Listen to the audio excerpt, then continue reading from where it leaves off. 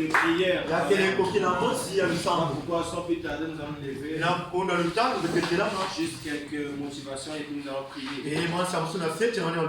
Amen. Aimez-vous la prière? Amen. Prenons donc Psaume chapitre 119. La Bible dit: tes statuts sont les sujets de mes cantiques.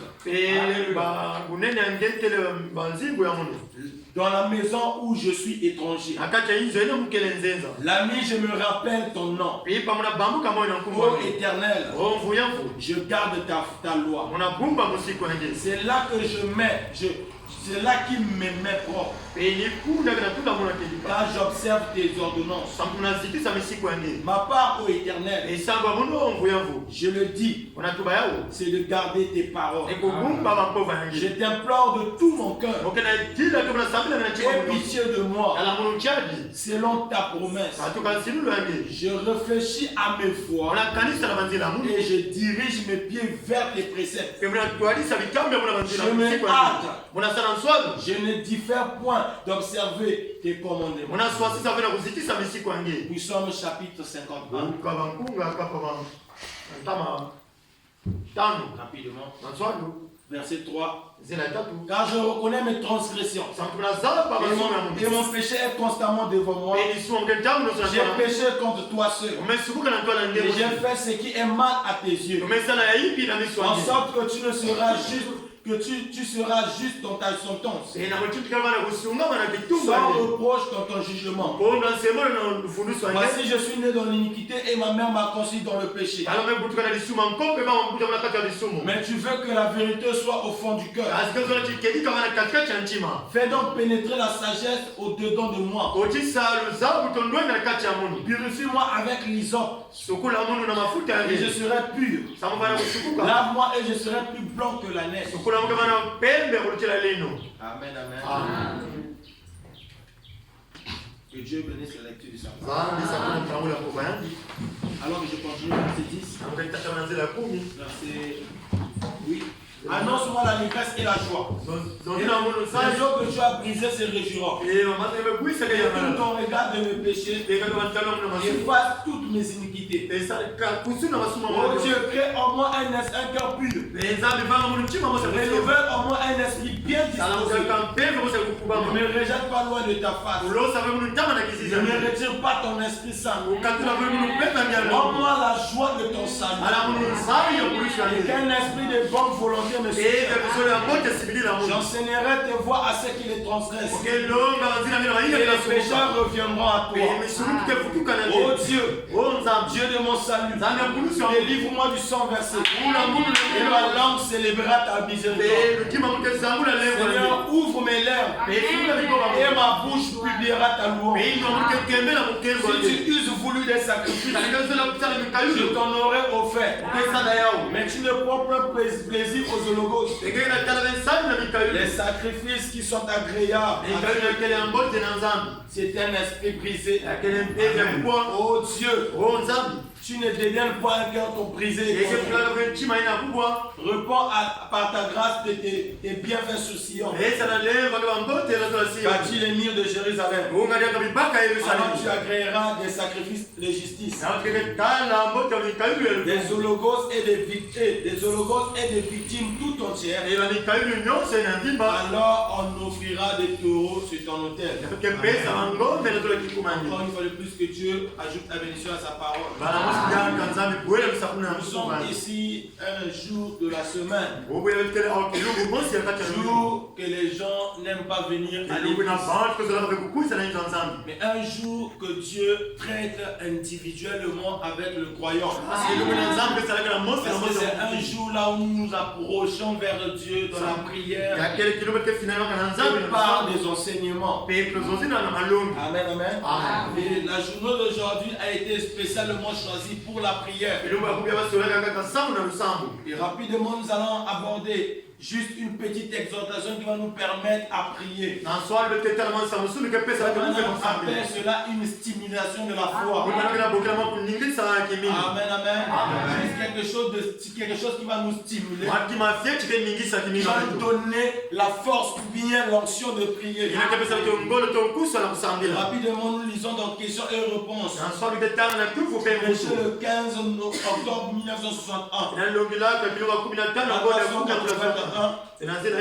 Madame dit, une fois, quand nous venions de commencer, je voulais prendre une soirée. Il n'y a pas longtemps avant que je ne quitte le tabernacle. J'ai parlé ici sur ce genre de sujet. Et j'ai pris 2 ou 3 semaines. Vous allez en plein dedans montrant quelle était la dîme dans l'église. Amen, amen. Alléluia. Frère Branham, est-ce mal d'appartenir à une loge telle que celle des francs-maçons après on est devenu chrétien? Paragraphe 189. Non, monsieur. Vous soyez un chrétien ou que vous soyez, peu importe que vous êtes, vous pouvez toujours rester un chrétien. C'est juste. Et au paragraphe, il y a une question encore qu'on pose à Frère Branham. Écoutez la question 163 de cette brochure. On pose la question à Frère Branham. Quel est à votre avis le moyen pour connaître droite de suspension, le Seigneur? En fait, on pose la question à Frère Branham, quel est le moyen pour connaître le Seigneur? C'est la question à Frère Branham, quel est le moyen qui peut nous permettre de connaître le Seigneur? Il dit, à votre avis, quel est le moyen pour connaître la volonté du Seigneur dans toutes les questions importantes? Nous nous posons des questions sur notre vie. Nous nous posons des questions sur des choses qui nous arrivent dans la vie. Et la personne qui a posé Frère Branham la question avait certainement besoin de rencontrer Dieu pour lui demander pourquoi ceci, cela dans ma vie. Et il a demandé à Frère Branham quel est le moyen. Écoutez la réponse de Branham. Il est bien. Permettez. Je ne crois pas que permettez-moi de voir si je peux avoir la suite. Il répond à la question, dit quel est à votre avis le meilleur moyen? Je vois, il doit y avoir une virgule là. Je pense, quel est à votre avis le meilleur? Je vous dis, cher ami, que le meilleur moyen de connaître la volonté de Dieu dans les questions importantes, c'est la prière. À partir de ce soir, nous allons nous poser des questions. Tu n'as pas besoin de leur poser la question à ta soeur. Tu dis que je ne comprends pas ce qui m'arrive. L'homme a déjà conclu en nous disant que le seul moyen pour connaître la volonté de Dieu sur toutes les questions importantes, ça veut dire quoi? Que tu vas commencer un commerce. Le seul moyen pour connaître si ça va marcher, c'est de la prière. Nous échouons. C'est parce que nous ne consultons pas Dieu avant de faire quoi que ce soit. Et à la fin, quand tu as fait ce que tu as fait, ça n'a pas marché. Tu viens accuser Dieu. Et parfois tu te demandes, est-ce que je suis chrétien? Ou bien est-ce que quelqu'un moi n'a pas hier? Tu n'as pas d'abord consulté le papa. C'est comme un fils. Amen, amen. Qui va entreprendre quelque chose. Qui n'a pas consulté papa. Quand ça va échouer, c'est papa qui va venir. Il va venir demander l'argent chez papa. Que papa puisse couvrir les bêtises qu'il a fait. Amen, amen. Et je pense que si l'enfant avait consulté papa, papa ne permettrait pas que l'enfant puisse commettre des bêtises. Donc ce soir, si nous avons des questions, si nous avons des problèmes, des questions importantes, des questions qui dépassent notre domaine, des choses qui nous arrivent, on ne comprend pas. Parfois, on a même envie d'aller consulter les marabouts. Enfin, je vous assure, les envies qui nous traversent, parce que tu es dépassé. J'ai l'impression qu'on te dise qu'il y a un prophète là-bas, que tu parles le consulter. Mais j'aimerais te dire, toi-même tu es le prophète de ta vie, que tu as la capacité de consulter Dieu, ce qui concerne ta vie. C'est ça la prière.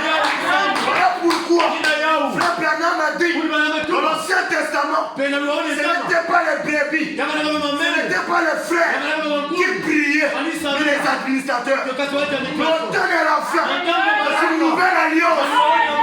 Le voile a été brisé et a permis à tout un chacun de pénétrer et de parler à son Dieu face à face. Donc quand nous allons prier, c'est que tu seras, j'aimerais que la manière de prier, s'il y avait même une chaise devant toi, tu devais prendre la chaise pour dire Seigneur, assieds-toi là. Amen, amen. Parce que j'ai des questions importantes à te poser. J'ai des choses à te dire. Même à la maison, frère, prends une chaise. Là, Dieu écoute. Dis-lui Seigneur, assieds-toi là. Je t'appelle en conférence. Viens, j'ai besoin de toi. On n'a pas besoin de consulter les marabouts. La prière, Amen. Alléluia. on répond les questions les plus importantes. Tu n'arrives plus à faire pas. La prière est là. Nous sommes voilà comment quand je viens à la prière, j'aime pas qu'on dit prier pour ça, dit prier. Non frère, quand on dit prier, tu as des requêtes. Déverse ça. Oublie la personne qui est à tes côtés. Tu es dans la présence de Dieu. Il y a une personne qui est charnée. Il y a une personne qui prie sur la foi des Noirs, on a dit. Il y a des chrétiens terre à terre. Il y a une personne qui prie terre à terre, qui peut gérer sa bouche. Pour contrôler les paroles qui sortent de sa bouche. Ma voisine a mouru royal. Parce que donc quelqu'un qui traverse les lieux célestes. Comme Anne. Élie pensait qu'elle était devenue fou. Parce que c'est qu'elle est dégagée. Elle-même, elle savait pas les paroles. Alléluia. Apocalypse chapitre 4. Vous avez écouté ce qu'on peut y. Première partie. Prêchez le 31 décembre 1960. On va prier, je ne vais pas mettre du temps. Paragraphe 41, fois madame dit. Bien. N'oublions donc pas. Prier. Prier. C'est le seul moyen pour gagner des hautes. Amen. J'aime frère Branham. Prier. Prier. C'est le seul moyen pour gagner de nouvelles auteurs. Ça veut dire que la prière nous fait gagner de nouvelles auteurs. Dieu t'a donné un don. Dieu t'a donné la prophétie. Tu es fatigué de prophétiser. Tu vas atteindre de nouvelles auteurs. C'est la prière. Tu es au travail. Tu es fatigué de travailler dans ton poste. Tu veux une élévation. C'est la prière. La prière nous fait gagner de nouvelles auteurs. Et il dit priez, priez. La prière de la foi fera descendre les bénédictions de Dieu. La prière de la foi fera descendre les bénédictions de Dieu. Est-ce que tu crois que ce soir la prière va faire descendre les bénédictions de Dieu?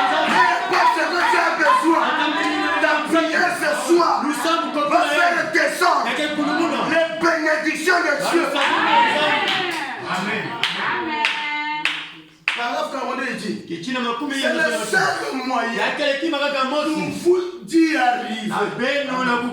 Chantons ensemble. C'est maintenant le nouvel an. Nous avons beaucoup de temps.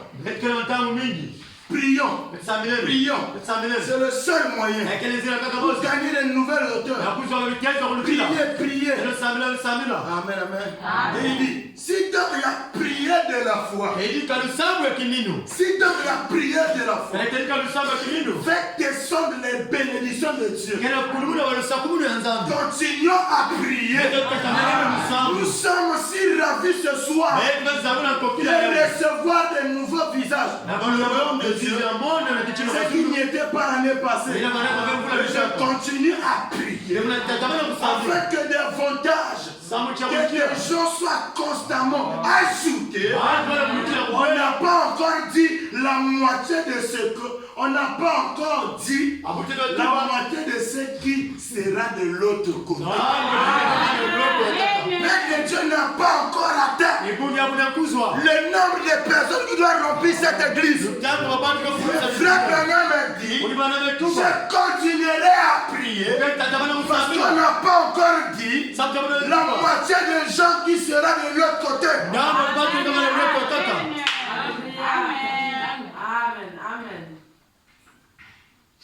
La prière fait descendre les bénédictions de Dieu. Alors pourquoi, si nous savons que la prière fait descendre les bénédictions de Dieu,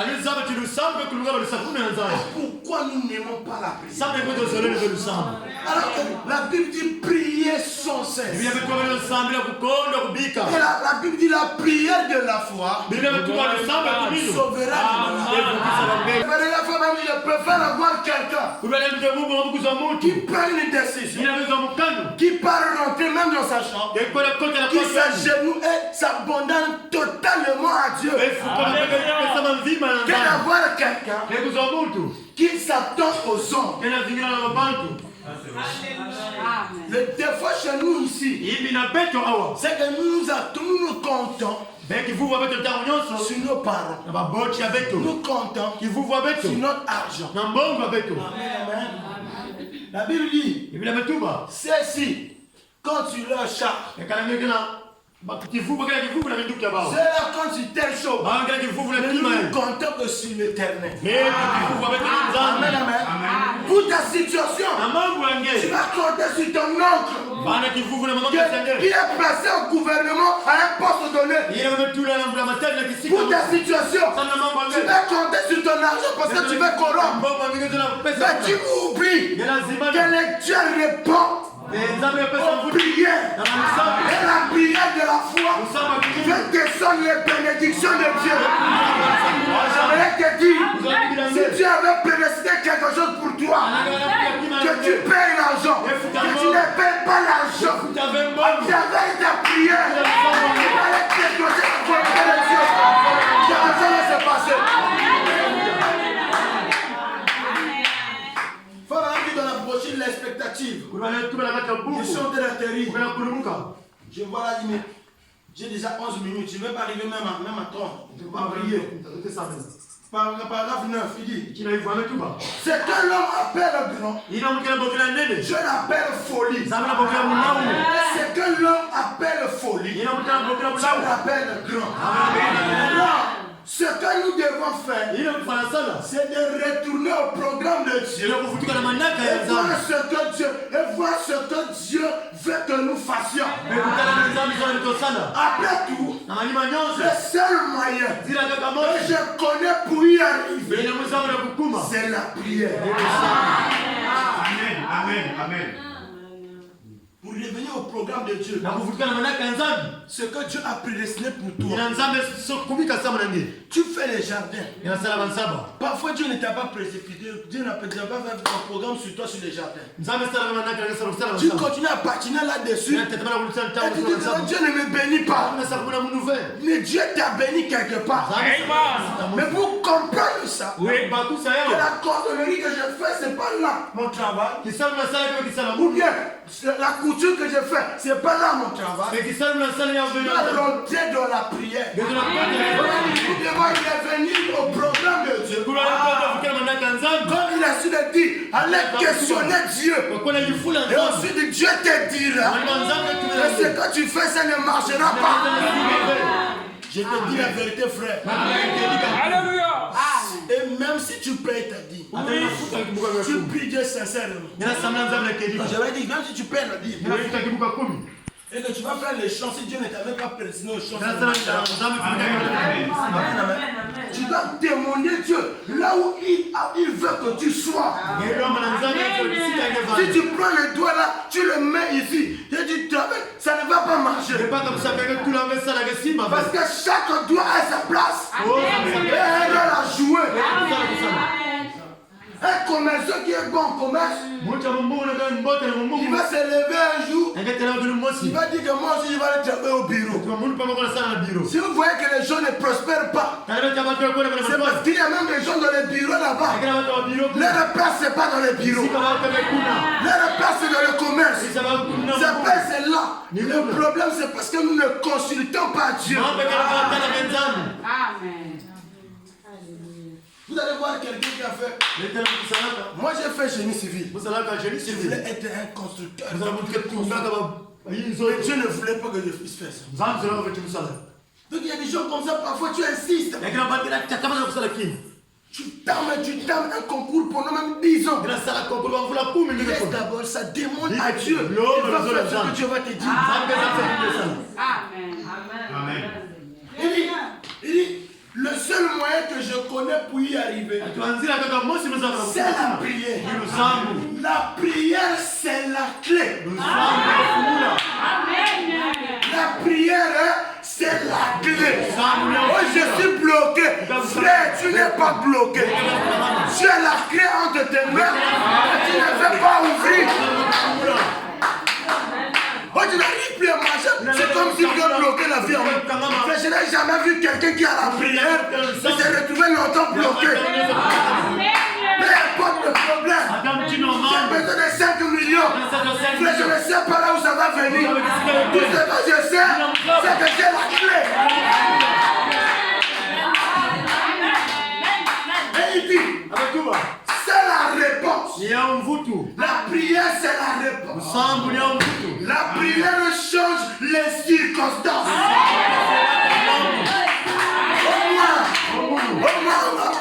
On m'a affecté à nous têter. Tu ne veux pas partir.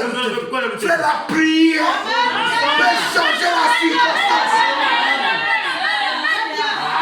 La prière, je vous dis, change les circonstances. Quelqu'un qui est malade, tu n'es fatigué de médicaments. Tu penses que Seigneur, je dépose l'argent pour le fou. Viens dans la prière. Et Seigneur, l'argent que je donne en médicaments, je peux investir ça dans ton œuvre. Mais Seigneur, je suis fatigué. Amen. Il dit, d'hydrogène, il est aussi puissant que la prière. Écoute-moi ceci. Et ça va te donner. Je ne sais pas si tu vas dire amen. Moi, quand je prends cela, quand j'écoute cette phrase-là, peu importe la difficulté que j'ai, je n'ai plus peur de prier. Frère Branham dit, la prière changera la pensée de Dieu. La prière change la pensée de Dieu. Peu importe. C'est un homme de Dieu. N'est-ce pas ce qui s'est passé avec Ézéchias?